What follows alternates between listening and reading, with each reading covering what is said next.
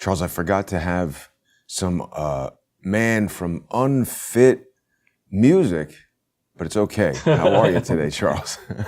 I'm great. I'm great, Jason. It's great to be back with you. I'm here in the East. It's in a strange place. East It's Rutherford? well, no. It's both east and west of everywhere. It's this island uh, called Lessicious. Something What? something like Mauritius, not Lessicious.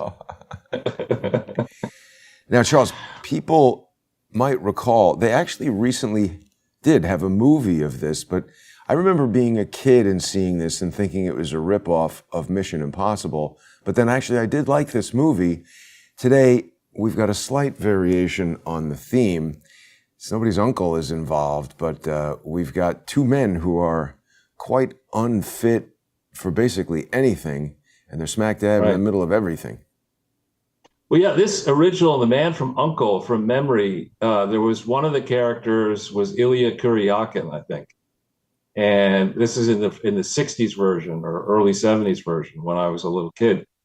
And actually just as as we got into binge watching TV as little kids. And it turned out there's a club in New York, actually in Long Island, just really barely into Long Island. There are these three clubs in the five towns, Cedarhurst and elsewhere. And Ilya Kuryakin, whoever the real actor was a member of this club, and that was one of the features that made the club interesting. I'd watch him at the beach there, in the 1980s. That's funny. He's got a Yeah, master's degree from the Sorbonne, and here he is. yeah, David McCallum plays the guy. right, right. And who is Interesting. who is the other guy who was with in the show? Uh, I have to say, I'm not incredibly familiar with the original show, but uh, it is pretty funny, the name and everything, and this certainly gives rise to all the type of parodies like uh, Austin Powers and everything. I mean, this is obviously a Right. variation on the theme, kind of an American version of James Bond.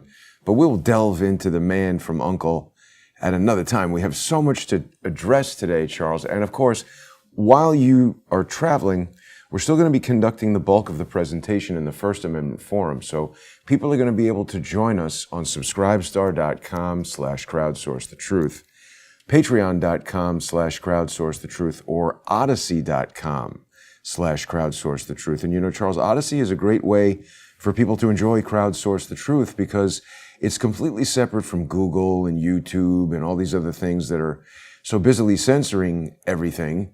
And it now offers a membership option so people can become members and get access to the sponsor exclusive content. I've recently added to Odyssey our very original first interview, Charles, which this was Wow. the interview at which you had received the phone call from Shane Harris, and you and I have been talking quite a bit about the coincidental nature of that, given the people who arranged this meeting and who were present in the interview with us. So people who are members on Odyssey can check that out. And I really do encourage people to do it because this phone call you received from Shane Harris about your name being on a letter that he was attempting to attribute to Peter Smith. And it seems to me like he was trying to cook up some kind of story. And it's just really interesting, as I said, the people who arranged this meeting to make sure that you would be there and available. Maybe it's a coincidence, but I encourage people to watch this on Odyssey and maybe form their own opinions. Well, isn't this a major league first? This has never been seen before, right? Even I haven't seen. Well, oh no, I had released this on Oh, okay. Subscribestar and Patreon, but I've just put it on Odyssey now because a lot of people are joining the membership area of Odyssey. And it is cool to see. It's, the first conversation we had, and even people who are interested in seeing the evolution of the research and our work together. This is just an interesting slice of Okay, that. good. Very good. Very good. That's great news. And, just before we get into the First Amendment Forum, I think the question of what is truth, and then this is an old question, right? For as long as there's been an attempt at civilization, people have fought about what is truth and what isn't truth. And indeed, in the United States, in the period where we began to have these first major universities, Harvard, its motto was truth. And then Yale came, actually, Yale was not the second major university, it was the third. William and Mary was the second. But the Yale people broke off and their motto became light, i.e., inspiration and truth. And I think it's worthwhile before we get into some of these details, just talk about that a little bit. If you want to just have an endless discussion about who's going to win the World Cup, that's interesting. And maybe that's a way to sell a lot of beer. But, that's not all that consequential. As my French teacher, who was a Burhan Yuka from Albania, my French and tennis teacher in high school, whenever I talked to him about, a major tennis match that had happened, he would say, well, Charles, there will be another one. It's like, so what, right? Fuckez-vous. But, so we could talk about sports, so we could talk about, how somebody looked in the red carpet moment, and we could talk about Hillary Clinton being so stupid with her advisors to go on carpool karaoke and sing I Will Survive recently. But that's not really where we want to spend our focus right now, because we're in the center of an extremely consequential time that we've documented in all these videos, all these interviews, and you've documented beyond the ones you and I have done, that really are changing the way in which humans interact around the world, changing the way in which humans hold governments to account, politicians and other corrupt actors to account. And if you're going to go down the path of doing that, you have to have a way of saying this is truthful or it isn't. And when people lie under oath, especially when government officials lie under oath and leaders and former world leaders lie under oath, there have to be consequences. When corporations pay their executives hundreds of millions, billions of dollars, and it turns out all they've done is, in Jack Welch, now thankfully dead forever, looting General Electric with a team of looters, and issuing all these reports that turn out to be bullshit about the progress of the company. When people do that, if there aren't consequences, it only sends markers down to the next generation of thieves and crooks who will say, well, those guys stole 100 billion. Let's steal 100 trillion. Let's steal the entire planet. Let's lock the planet down into slavery. So we've been through a period recently together where the mainstream press has looked down its nose on, frankly, Crowdsource the Truth and organizations that try to be like Crowdsource the Truth in some of our work. And now they stand revealed as peddling garbage as truth. They're not crowdsourcing the truth. They're crowdsourcing the garbage. And the garbage is what gets you the PhD from Harvard, Yale, and Princeton. The garbage is what gets you elected as president of the United States or governor of Arizona. The garbage is what gets you the anchor contract at Fox or CBS or ABC. There has to be a real accounting for this. And I hope Musk, and not just Musk, I think, Twitter could be a limited hangout. That the problems that we see now filtering out of Musk, we're going to talk about in detail, these are spread across every important aspect of our life, from our internet providers to our cell phone service, to our banks, to Facebook, social media, corporate media, Ivy Leagues, the think tanks, etc. They've gotten away with selling garbage as truth, and this has got to end. No doubt, Charles.